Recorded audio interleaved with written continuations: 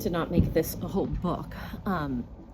My point was, I was just grateful. I sang the doxology, as I tend to do when good things happen. Like The Secret Garden. If you haven't read it, you need to. If it's been a while, read it again. Read it with your kids. Like, what would I do if books did not narrate my life and frame it and make it richer, and to give me words and to empower me to get through the unget-throughable? I'm so happy when I see you bring your kids in and I meet them and they're such little readers, and I just see like little me's in them. Like, you have no idea how you are insulating them for life. And because when you're reading, you're becoming these people. You are taking on characteristics, which is why be careful what you read. There's so many books out there. You can't read all the good books, so why waste your time on the bad ones? Like, I know people always say, well, it doesn't matter what they're reading, at least they're reading. But it does matter what you're reading. It matters what you eat. It matters what you are putting inside of you that becomes part of you. Like, literally, your food becomes part of you. And that can be good or that can be bad. And books and stories are the same. They matter. They so matter.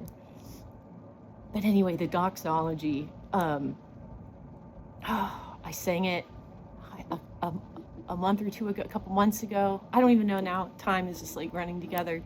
But when I found out that the appraisal came back at what it needed to be for me to close, I sang it then.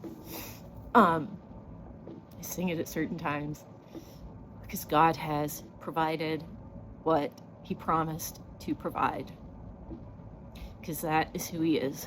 I remember when I woke up here the morning after I got here, petrified of fear and just sinking in grief of the reality that I was facing, and a lot of truths I could not bear to face.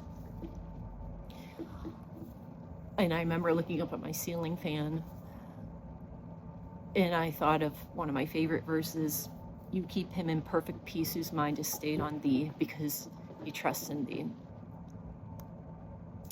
And I said, all right, God, I cannot get out of this bed unless you promise to go with me. And somehow I got out of that bed, and I faced what was going to be hell for me. I did not think I would make it through that time. I could not see beyond. But I had to, because I had 5 kids. And my whole drive here that day, I kept looking in the rearview mirror. My youngest was only 18 months. My oldest was 5. And I just kept feeling the weight of the responsibility and what was happening. And I just kept thinking, I have 5 kids. I have 5 kids. I have 5 kids. I have 5 kids. And everything that meant.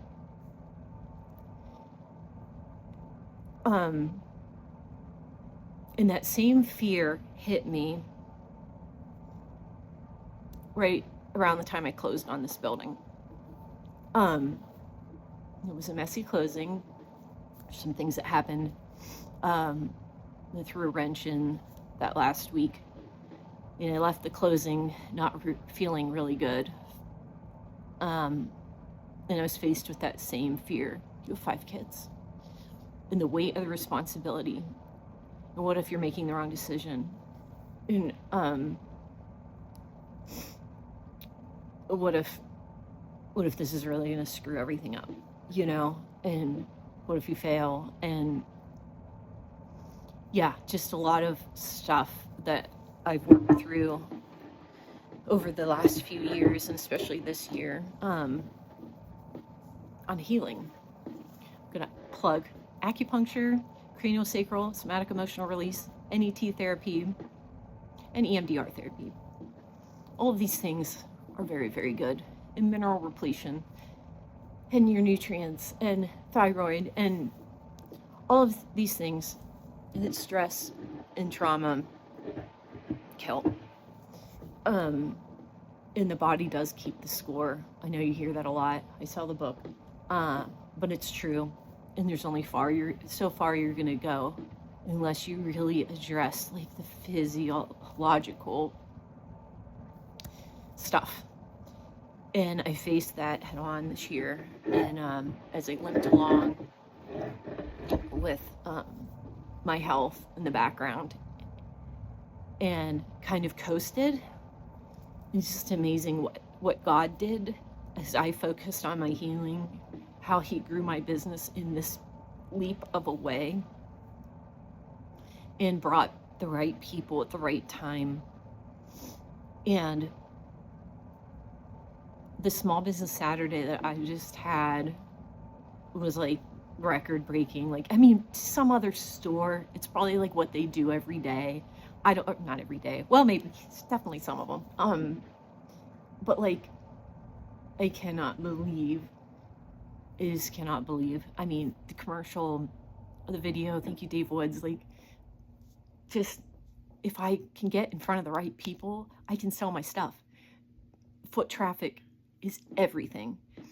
And it's not like I'm in the best foot traffic place, let's be honest. It's getting better.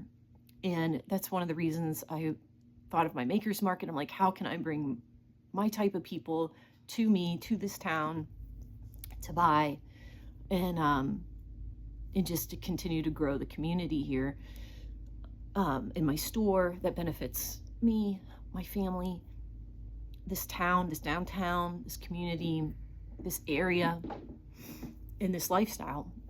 And I see it happening. And there's so much farther to go.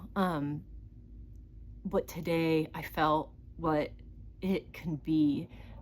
And that I'm like, that's the hope that I needed, and the encouragement in every single one of you that came in. Like, it's my favorite day. I mean, I know I've only had 4 of these, but like, oh man, it is like my favorite day. I get to see all my favorite people.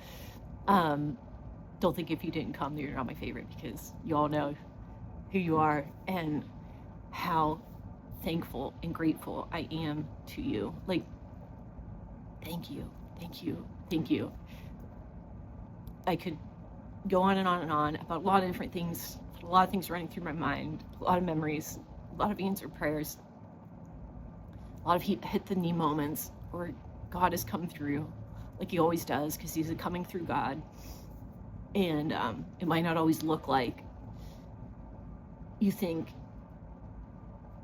and if you give it time, it's always better.